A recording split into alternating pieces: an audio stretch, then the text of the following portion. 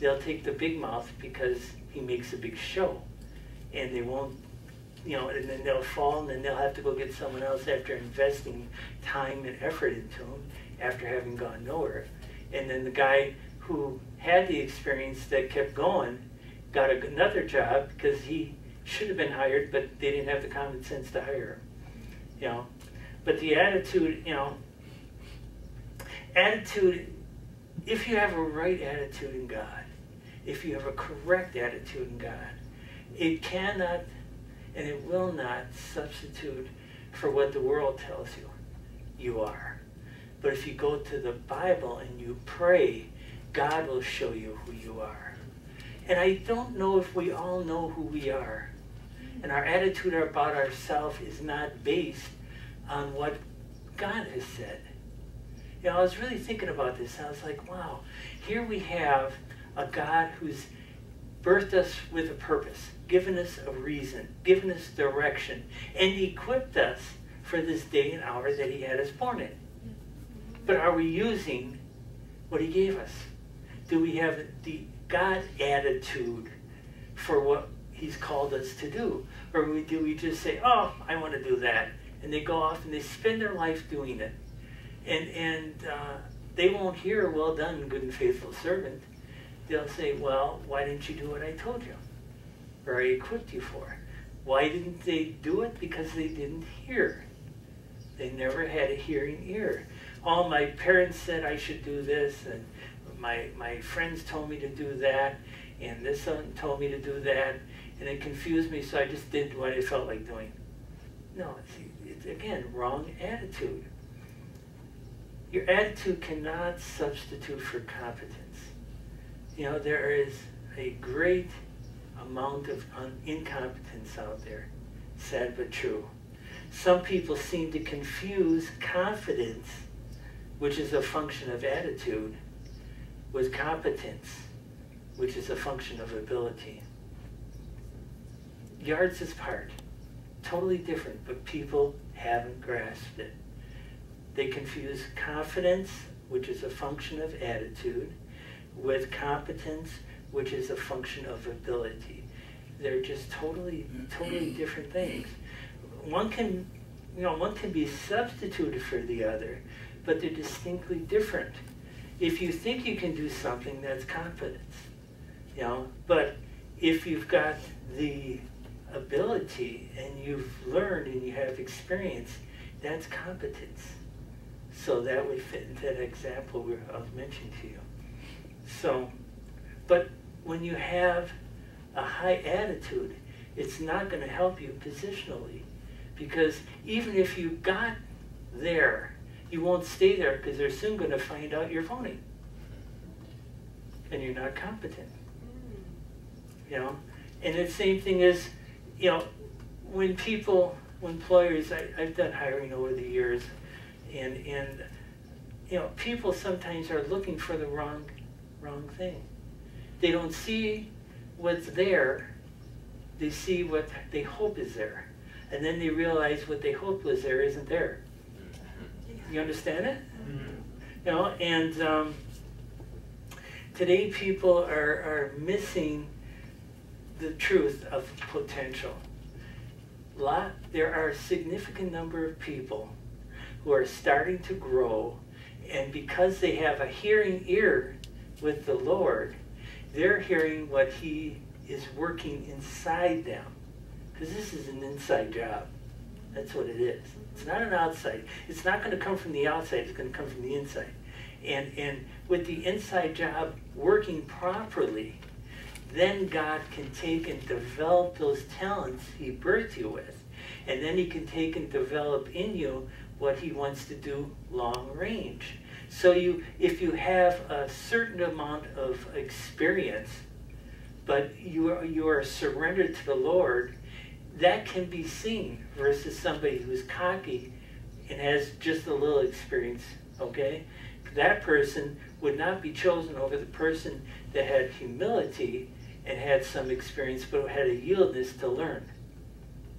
Surrender is part of our process of growth. And if we're going to grow, it has to be in a yielded way. You can't go in, so many young people do this. The first day on the job, they think they should be the president, you know? And they think they should make the president's money. And that just doesn't happen. They don't want to start at the bottom. I remember sweeping floors, cleaning bathrooms, doing all kinds of things over my life. And many young people would come and go, and when they found out they had to do that, they would go. You know, they're gone. They didn't want to have to do that. That was beneath them.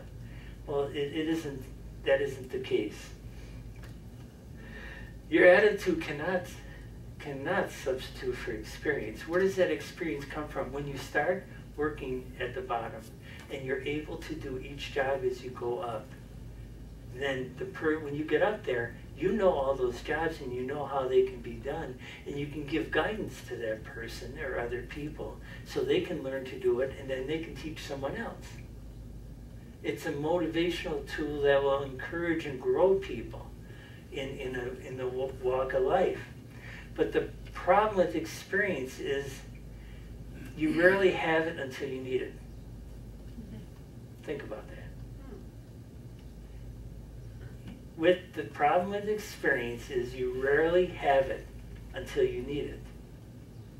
In other words, you're not going to get it till you got it.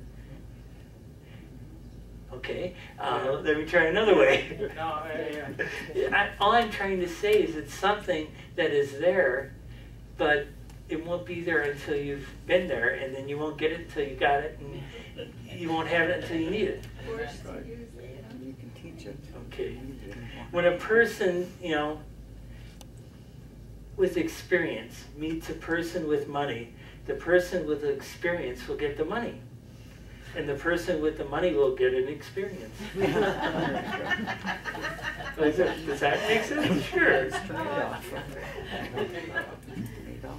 When it comes to talent and skill, a person can only grow a limited amount. On a scale from 1 to 10, most people can improve in their skill level 2 places. Like from 1 to 3 or 4 to 6 or whatever. And it takes time, but if you think you're going to be a leader and you're at 8 and you're going to go to 10, it doesn't work that way, because you didn't get the experience from down below to keep you at 8, and then you're going to fall to 4. It has to be something that is built in. The experience is something that you will achieve and receive if you apply what God gives you. I think of all the jobs I've had in my life, and I never thought a number of those jobs as I was growing up would help me for later. Little did I know that they were all stepping stones. I mean, when I was in direct sales and I went to businesses, and with my personality, this was a step.